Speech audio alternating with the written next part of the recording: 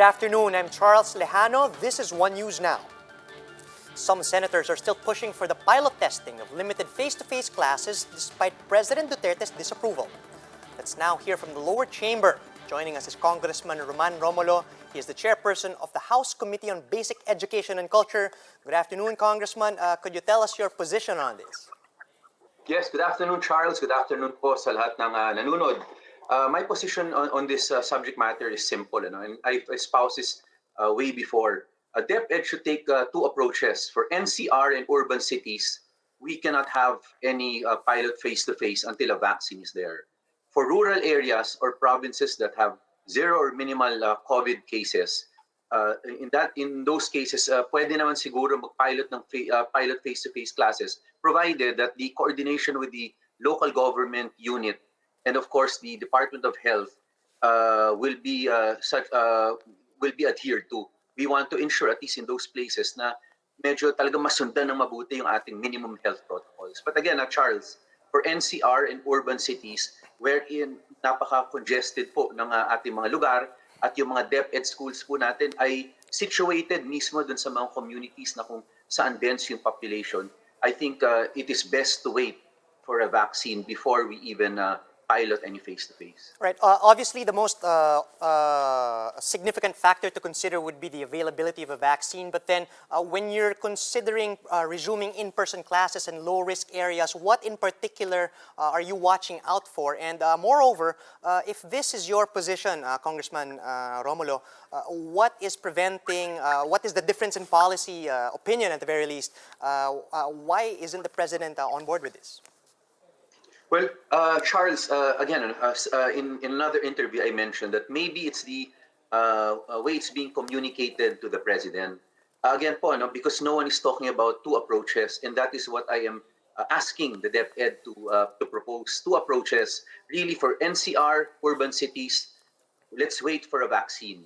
But for rural areas, wherein we will have a proper coordination with the LGU concerned and the Department of Health to ensure minimum observance of minimum health protocols, then in those cases, we can DepEd should present a clear plan to the president. Example, Batanes province. It's an island province, and we know that this almost 1 year, they've had a few cases. Minsan meron bilang after a quarantine period, mawawala naman. So in these particular places like Batanes, maaari naman siguro na siguraduhin lang na yung protocols, una-una yung LGU sa mga seaport nila, siguraduhin lang na yung mga papasok maobserbahan yung tamang protocols, yung health protocols. And yung pagdating naman sa school, yung paghatid ng magulang at pag-uwi, dapat kasi yung minimum health protocols hindi lang dapat observe inside the school, dapat sa labas rin. Alam natin pag DepEd schools, if you observe dito sa Metro Manila even before, maraming magulang hinahatid actually nila yung anak nila at sinusundo. So I would assume sa provinces ganun rin ang nangyayari. That's why kailangan kahit sa labas, with the help of the LGU concerned and the barangay, kailangan maayos rin yung minimum health protocols. Pero I think yun yung that may be the crux of the problem. Maybe it's a question of communication, as telling IATF and the president that there should be two approaches. Hindi naman ito one size fits all. Hindi naman natin sinasabi na sa buong Pilipinas mag-pilot tayo o yung sinasabi nilang 1,000 plus schools, Again, you have to identify clearly saan ba itong mga to. Is it in an urban center, NCR, or is it in a rural area? I think masyadong vague. Pero if there's clarity in what they are communicating, probably it would be something that can be considered.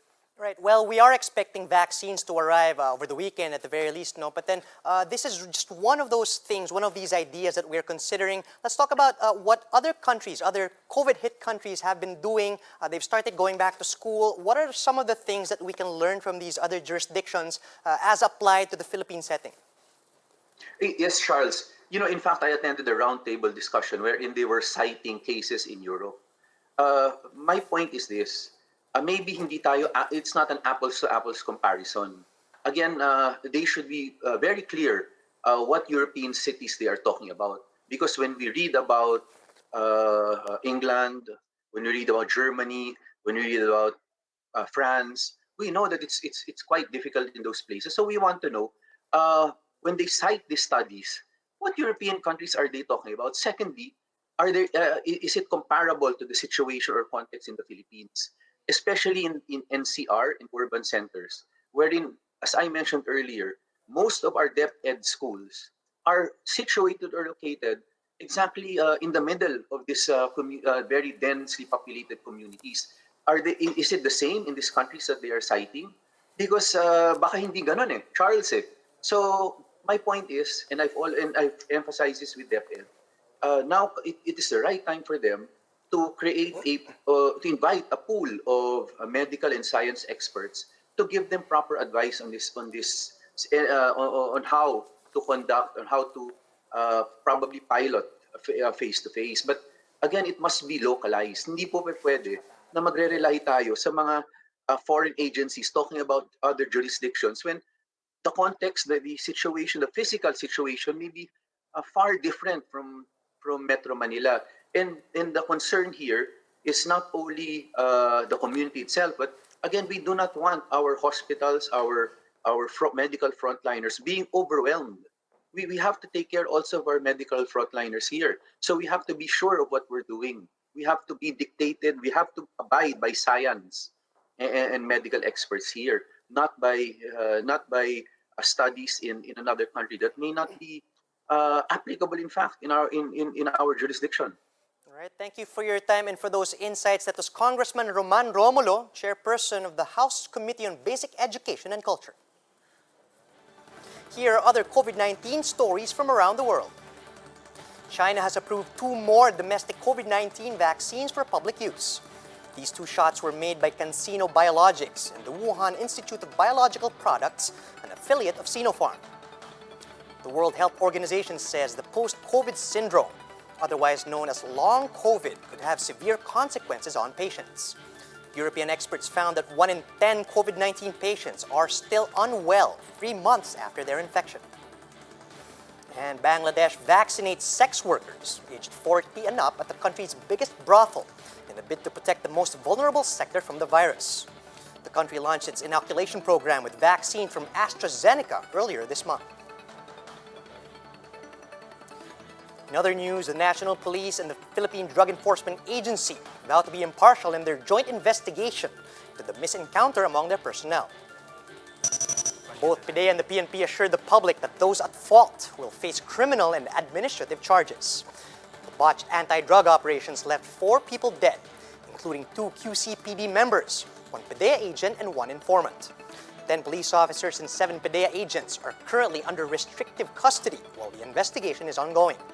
Both agencies refused to divulge further information about the operation, but insisted that both teams follow the protocols. The rights group is calling for an independent probe into the country's controversial drug war. In an interview with Chiefs, Human Rights Watch Deputy Director for Asia, Phil Robertson, said an investigation initiated by the government wasn't enough.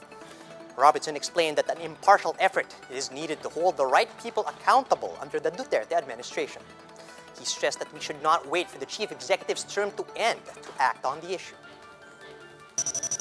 I think that we need to create something internationally that has got some real legs.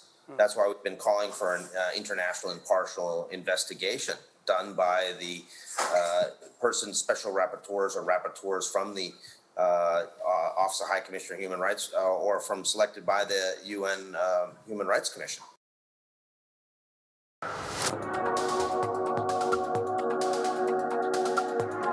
Nearly a third of all freshwater fish species are now facing extinction, according to a global research.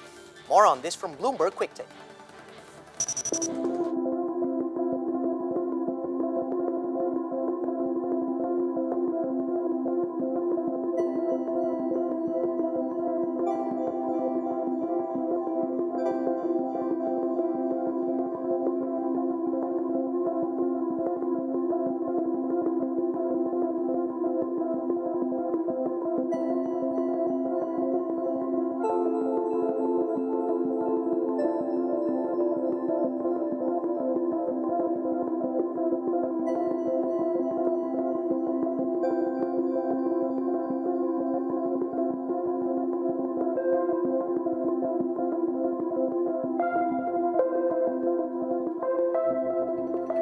updates, visit News 5, the Philippine Star, and Business World online. Visit our website, onenews.ph, for more in-depth analysis. And you can also catch One News on the Signal Play app. Just register for a free account at www.signalplay.com and stream One News live anytime, anywhere. I'm Charles Lejano. We're One News.